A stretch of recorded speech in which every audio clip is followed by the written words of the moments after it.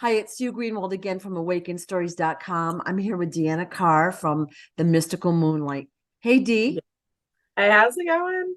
Pretty good. I've been busy, as I'm sure you have too. Um, Yes, Today, our topic is going to be Bigfoot. And of course, we'll never finish it, but we'll do the best we can. Um, of course. I have talked and written about Bigfoot before and done some interviews with other people that have seen and had interaction with Bigfoot, which I find so interesting. So, can you tell me a little bit about what you know about Bigfoot, Sasquatch, or whatever? There's sightings, but not a lot of photos out there. Um, and I've heard that Bigfoot has a way to shield slash go into alternate dimensions. I've also hmm heard that they may live in inner earth. So can you kind of clarify, what you think the truth is? And I know this is a broad topic too. Like there's a lot of species of Bigfoot, what Yes. their species are, what they're here to do, that kind of thing. Okay, so when we talk about Bigfoot, they're kind of related to the Yeti. So there are subspecies of Bigfoot and Yeti. But when we talk about them, they are alien species and they do come from inner Earth. Now they probably come from different, dimensions, but right now they derive from inner Earth. So that's why we don't really see them too often. They do have high technology. Oh, So kind of like what we talked about, with the aliens and being able to kind of shield themselves and kind of be translucent in a way. So you see one thing and they're just their normal selves. right. So they can hide themselves. Now, that's not all the time. We do still have sightings, we still have interactions with them. But for the most part, they do want to stay hidden because, I mean, what's going to happen if, people find them? They're going to be studied, taken in. So hiding is in their nature because it's going to protect them from what scientists will do. Right, Yeah. right. And Yeah. yeah, so I know when I was younger, I had visions of the Yeti and of how they live. So basically, we see this like hairy, big, creature, but that is actually a suit. So like I said before, it's kind of like a zip down. But that's how my vision was, but they're more advanced than that. So like I said earlier, it's kind of like a necklace or something that they would keep on them to give them a different look. Right. I remember you having those visions a lot of times. hmm You'd see the Yeti go into, let's just say, a cave or whatever, and zip off the suit, and underneath would be a blue being. Yes. Remember that? And I just thought that was super interesting, and I actually remembered it. So the Yetis are maybe, let's call it like a cousin or similar to what we'd call Bigfoot. Yes, yeah. So they are related. The difference is the climate. Okay. So because the Yeti are in a colder temperature, they have a different like outerwear because they do feel the cold. So that's why it looks different to us. Okay. So that's kind of like the differentiation. So you're telling me that Bigfoot actually has technology. They're not like creatures that live in the woods. Yeah. Really? They're Okay. they're actually pretty advanced. We as humans think that they are, less evolved because we think that humans are, at the top level. Um, and they are very advanced. They do have technology. They actually have pretty nice housing. But like I said, that's inner earth, so it's a lot different than what we think of housing. So they only care about their basics. They do come to outer earth, to kind of like do recon missions, see what's going on. Sometimes they want to go and explore. So that's why we don't see them too often. When we do see them, it's either their technology is down or they weren't expecting a visitor. I mean, how would you feel if you're always in hiding? You'd want to go out once in a while too, right? Yeah. So that's how they are. They want to go out once in a while. And sometimes they get caught, they slip up. kind of natural. It happens. But that's usually when we get those pictures, the videos, people freaking out and all Yeah. that. Yeah. So basically they have like a necklace or something, and when they come up from inner earth, they look like, the hairy creatures that we see in the pictures or whatever. Yeah. But what do they look like normally? Normally, normally if you undercover them, they look a lot different than humans. They are taller. That's where, you still have that same shape, but imagine smooth skin, and they are blue. They are So blue. they are blue. So we just see that outer layer. It's basically like, let's say a coat, a fur coat that they're putting on for, protection against the cold. So Okay. underneath, smooth skin, blue. Their eyes are larger. Their hair, most of them don't have hair, but some of them do. They tend to be on the lighter color side, so it'd be like more of the white or light blonde coloration. And their ears, I don't know how you say it. They do have ears, but they look different. They're kind of like morphed into the head. Like they're not flabby. Like I don't know what you want to call them. They Like kind little of like teal ears. Yeah. yeah, like they just Yeah. kind of like there's a bud there. Like Okay. Okay. so they do look a lot different. So if I mean you would probably never see it without its coat on. It's always going to have that protection when it's out of the What, inner earth. why did it pick a big hairy thing to come up onto Earth? Like, why is it looking like what we think it looks like then? It's so Well, radically different. would you walk up to a big hairy creature? No. Most of the time people would think it's a bear and run away, or they'll think that it's scary. They Right. are trying to put on this presentation, so you try to run. Of course it started doing the opposite, like, oh my gosh, I need to go up to it, see what's happening. Right. So it's kind of like a presentation, and it's kind of like a defensive mechanism. Okay. Stay away compared to come close. If it was cute and cuddly, I mean, everybody would be like, oh my gosh, let me come up to you. Right. So it has that defensive mechanism. It's going to try and push others away. So, do they talk verbally like what we do, or are they telepathic? Or They're telepathic. They do have a different language. Now, most people are like, well, I hear them, kind of like doing their chanting and stuff. So they do have a different language. But what people hear, that stuff going on, that's actually just part of that defense mechanism. So it's a way for them to communicate, but it's also defensive. When right. you hear, like, if you hear a bear roar, are you going to go wandering close to it? Probably not. If you do, probably should reconsider your thought process right there. Okay. So they have that roar in a sense to keep others away. They are telepathic, and then when they're out of their coats and they're in inner earth, they do communicate through their language. Okay. And they have technology down there, Yeah, whatever they need it for. yeah. They're, like I said, they are pretty advanced. They have their basic necessities. Now, just because they're advanced doesn't mean that they're trying to take over the world or anything. They're just trying to live a normal life. Okay. Wow, you've kind of blown me away because I wasn't expecting that. Well, can they shapeshift? Not really. All right. Kind of, but not really. Mostly when we think about shape shifting, we think about the physical body. Now they grow and they change in a sense. Like, you have a baby that morphs into an adult. So they kind of go through that basic morphing into young to adult. But the only time we're going to really see a difference in them is when we have without the coat and with the coat. Does that make sense? Yeah. So let's say one is with the coat and you see it and it's like, oh, darn. And does it shield? Does it camouflage? Does it morph? Or does it just run away? It would most likely camouflage. I don't see them morphing. Right. I mean, they do have basic, protective, like they know how to defend themselves and stuff. Like it's basic training for most of them. It's common knowledge.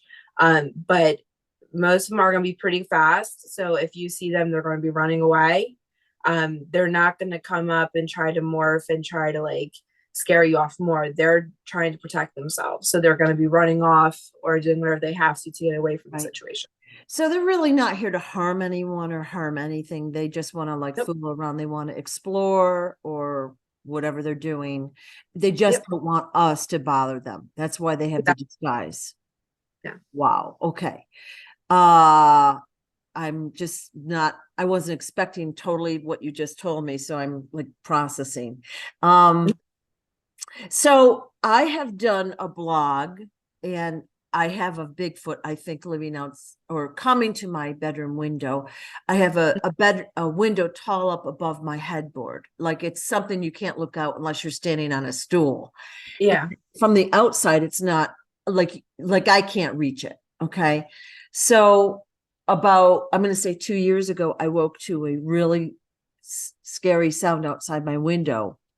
And I thought it was a mountain lion. Then I thought it was a bear. Then I'm like, oh my God, it's a Bigfoot. And since that time, it has visited me multiple times. And probably the last one was maybe 3 weeks ago, but it's been knocking on my window. Like I've heard it whistle. And it's been knocking in patterns, and we've talked about that. And so in the blog, in the comments, I've been trying to write, okay, it came again at 12:30 and this is what happened. So I've been telling everybody, is that a Bigfoot outside my window or whatever? Yes, it is. So you do have a Bigfoot. Now, the common misconception is they only live in certain areas. They can come up through different areas. You're mostly going to find it in mountain areas. So you technically are in a mountain area. Yeah. It's just more on that desert spectrum. Yeah. So they are able to come up and through. When you hear the knocking, that is, oh my gosh, it just like slipped my mind. Morse code. Yeah, that's what we talked about. But the funny thing is, many people told me it's probably Morse code. Yeah. Yeah. Yeah, so, they have different ways to communicate. Like I said, most of them, like they have a different language. So speaking with us, it's either going to be telepathic. And like I said in the other video, it's when we have telepathic abilities, it's kind of like, where is this voice coming from? Like you don't really understand it. You think it's just part of your daily thoughts, because we don't understand how to really differentiate thought versus telepathic communication. So you could be getting telepathic communication, you just don't know how to decipher it. And then Morse code is a pretty easy thing for them to understand, an easy way to communicate, because it's just a bunch of knocking. So that's going to be one of the easier ways without you physically seeing them. Well, I got to the point, it came so many times last year that I was actually going to go. Now it gets so dark here, like so dark. I was actually considering going outside. I heard it. I was like, okay, I'm going to go out. And then I was like, so I didn't do it. And then, I wouldn't recommend it. Well, I took that, but time went on, and then it came back. And when it started, like, then it whistled a few times, then it knocked, and I got scared. So the last time I heard it, about 3 weeks ago, I was in bed and I'm like, dude, I just, I don't want to get up. I don't want to have to deal. And I said telepathically, I'm tired. Please don't disturb me at night, or something like that. I don't know what I said, but it went away. Yeah. So, but there's a reason it's coming to you, and by telepathically telling it to go away, you let it go away. So you might want to have it come back, or tell it to tell you or communicate with you in a different way, because they're telepathic. They can give you visions. So you could say, I'm a light sleeper and knocking is just disturbing my normalcy, like my normal sleep cycle. So please, can you just download me through visions? It will be a lot easier to communicate, and I'll be able to know what you're saying versus knocking. Okay. All right. So that's an easy way to differentiate what you want they can do. It does scare you when you're awakened like that, and I know it's not random. So the last time it was brushing against the window, it wasn't a hard, like, it wasn't a hard defined knock. It was brushing and tapping, a Yeah. little tap. And I'm like, dude, come on. Yeah. Well, they know how to tell, like they can read people. They can read energies. So by you being high vibration, even though you're in Sedona, not everybody is high vibrational pattern there.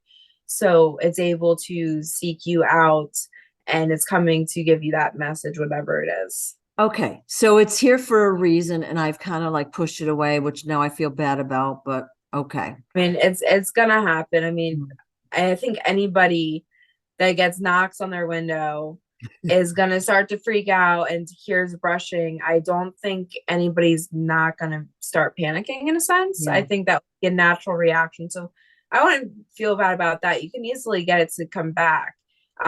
Just start, sending out your wavelength signals saying, hey, I didn't understand before, now I do. Can you come back? Okay. Yeah. So I know I've told these stories before.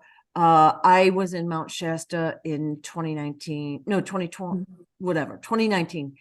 And I rented several houses on the street for my group. And I was on the second floor and there were big feet down in the yard. It was a beautiful, beautiful setting. And they would throw pebbles at my window and little sticks and things, and they would roll down the roof. So I would see how many they threw every morning. And I had the windows open and I wasn't afraid at that point. I looked Mhm. out and all of that. And then about the third day or fourth day, I knew it wasn't Bigfoot. It was insectoids, and I got afraid. Like it was just a feeling. So I just shut the window. Like, so that was my protection. I shut the window and got under the blanket, But Yeah. um they might have had a message too that I wasn't, understanding at the time then. Most of us get messages and we don't know how to decipher them. And we mistake them for being, harsh or bad or trying to harm us in some way. Right. So it is a very common thing. I think we just need to um, kind of take a step back Yeah. and try to figure out what is going on and what are they trying to communicate? Because if you think about it, most of the time they're not going to come up and start knocking. They're not going to start throwing stuff. Most of the time they're going to try and run, stay hidden, be away. So there's obviously something there. So I think it's just changing that mindset just a little bit so it's more accepting of like, Yeah. okay, I hear you're bothering me every night. What do you want? Just just show me in a different form because I don't know.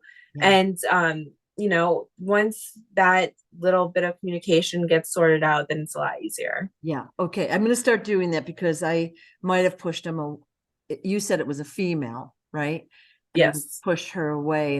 And do they have what we would call supernatural abilities? Um, they have some. okay. Yeah, And do you know what mostly levitation. oh, You have telepathic communication. Um, the way they heal is a lot different. So they do have a healer. Um, but the way you could think about it is like mending, kind of like a Reiki, but you'll see it healing instantly. Um, so like let's say you get a cut on your leg, you go to the healer and it's instantly healed. okay. So they have some things that are a little bit different. For the most part, those are the ones that I can kind of that are coming to mind. And then there's there's different species of them. So each one has a little bit of a different skill Okay. set and power. Okay. But those are the basic ones. Okay. So the inner being, the blue being, lives in inner Earth, and they're from another planet. Mm-hmm. And how long have they been here? Like millions, thousands, millions, billions, like before we were here? Before we were here, um, they were in actually. Okay, so what I'm getting is that we were actually at inner Earth with them. Once we came out, that's when we started to change, and once we started changing for the worse, in a sense, they started to break off from our group. Like, we were like friends at one point in time. Then we had to split off because we were getting like too nasty for them. And they felt like they had to stay hidden. And then that's where that separation happens. Okay. So they were here a little bit before us, but at one point we were in inner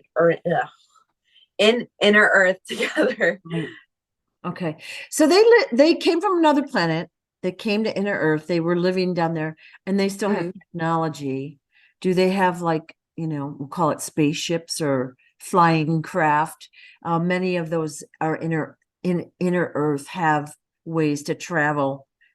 Yeah, they're more advanced than, spacecrafts. They can just open portals. Ooh. So that's where, you might see a Bigfoot, and there's no, spaceship too. They are coming through portals, so they're able to manipulate that. Wow. Okay. Nice skill. Yeah. All right. Yeah, you got speed, strength, open portals, healing abilities, telepathic. What else would you consider? I mean, all of it. They're basically human, but more advanced. And they're non-aggressive, basically. No. So basically, we're the ones messing up the earth and creating wars and stuff. Yeah. Yeah. Pretty much. Like I said in the last one, Earth Eaters. Yeah. So go ahead. no, it's that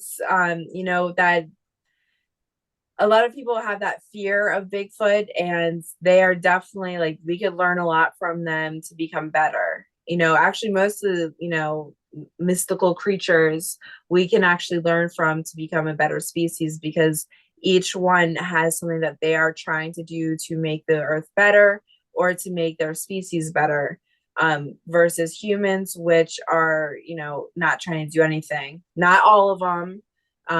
Just if you look at the masses, we're trying to harm versus help. Yeah. Okay. Anything else we need to do to discuss the Bigfoot? Is there anything else you want to say about it? For those that want to communicate with Bigfoot, we talked about the telepathic communication. You can easily start to do that. Now it always depends on your area and if it's easy for them to come through and if they can talk to you.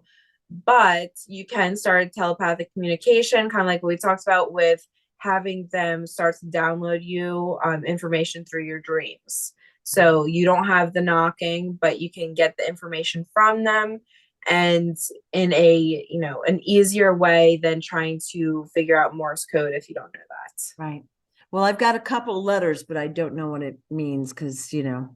and I don't know Morse code either. Yeah. Yeah. So, my friend Daniel James, I believe you met him at the expos. He's the photographer, the video guy. Yeah. He has had, I think, 3 experiences with Bigfoot. And he was with me in Mount Shasta in 2019. And his car, he tells us on a video, the van was going to their house, which was down the road at night, and they saw a Bigfoot running toward them, and it shapeshifted and turned into a bear, but then it had human feet. And I think it shapeshifted again, but everyone in the van saw that. And then we were there at their house several days, at the house that I rented for that group. And we would go over and we would, like, call in the Bigfoot, and the guys would go at night and leave food. And one day they got a little piece of bark it was a square piece of bark stuck into the ground, and it looked like a data chip, kind of. So it was really fun and exciting. So I did 3 videos with him where he talked about his experience. So, like, I know it's fun. I don't know if you saw a Bigfoot though. Okay. I'm not getting Bigfoot for him. I'm getting Shifter. Okay, it definitely shifted. Yeah. There was one other time he was up near, I think it was Buffalo, New York or somewhere, and on the turnpike, and their car broke down, I think. I you know, and basically when they were walking back to the rest stop, a Bigfoot was on the other side of the road, kind of like trailing them. I Mhm. think, heard it and saw it. So he's had a lot of interaction with a lot of interesting stuff, period. But that doesn't sound like a Bigfoot. No, the second one does. The first one does not. Okay. Like I said, they don't really shape shift. They're not shifters. Yeah. They're going, I mean, they have technology, but they're not going to easily transform into a bear. Okay. Now, if they were still in that same shape and they just kind of went on all fours, that'd be one thing. Yeah. But if it transformed completely, we're talking about, you know, a shifter Yeah. in itself. Yeah. The second one, I do think it was a Bigfoot, and they're interested in him. Yeah. And when they, like I said, they can kind of detect, you know, your vibrational pattern, who you are. So they have really good senses. So if, you know, they're trailing you or trying to figure you out, that means that they're comfortable enough for you to see them. Yeah. And there's like a message or something there for them. So that's why they keep coming back. Okay. Yeah. And I wasn't there personally, but we did 3 videos where he talked about Bigfoot. So that was really interesting. He's had a lot of interaction with a lot of a lot of beings. He's very cool. And so that was super interesting to me. Now I'm going to put you on the spot, and you can always say no, but do you think aren't you used to that by now? Yeah, Um, pretty much. Can you channel a Bigfoot and give us a message just for fun? I'll try. Or you could give me a message if it's you know, you want to save me a lot of time and trouble. You want me to channel for you? You know the messages. Go back. I'll if I can get that for you. All Hold right. on. Super cool.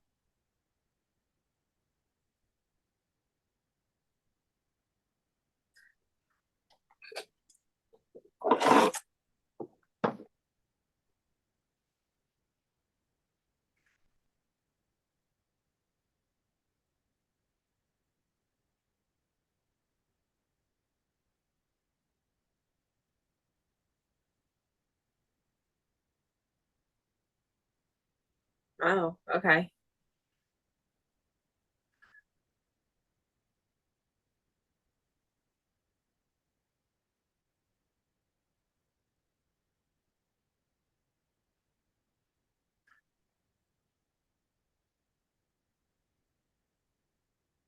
Okay, it's just repeating. They're coming, they're coming, they're coming, they're coming, they're coming.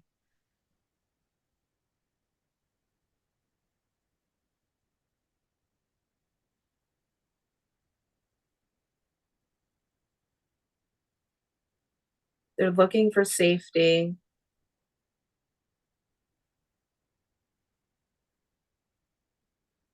They're running out of safety.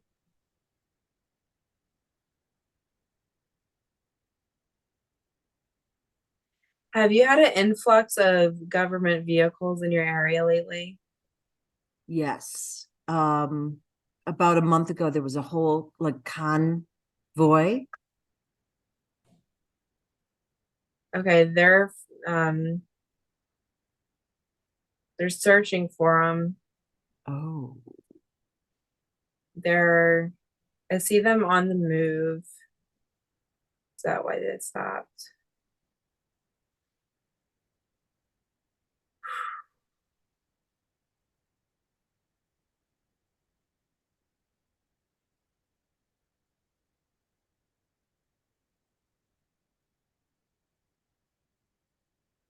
Sue, there's a reason I was coming to you. We need your help. We need it now. They are coming for us. We are on the run. I need your gifts and I need your friends' gifts. We need force fields. Ours has stopped working. We've been looking for help. I see them on the move.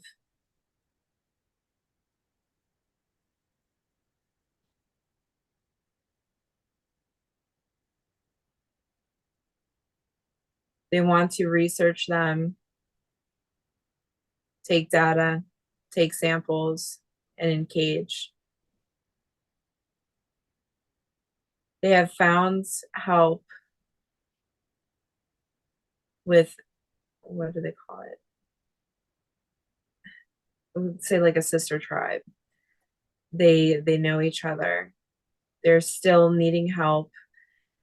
They need protection in a sense of, what is it?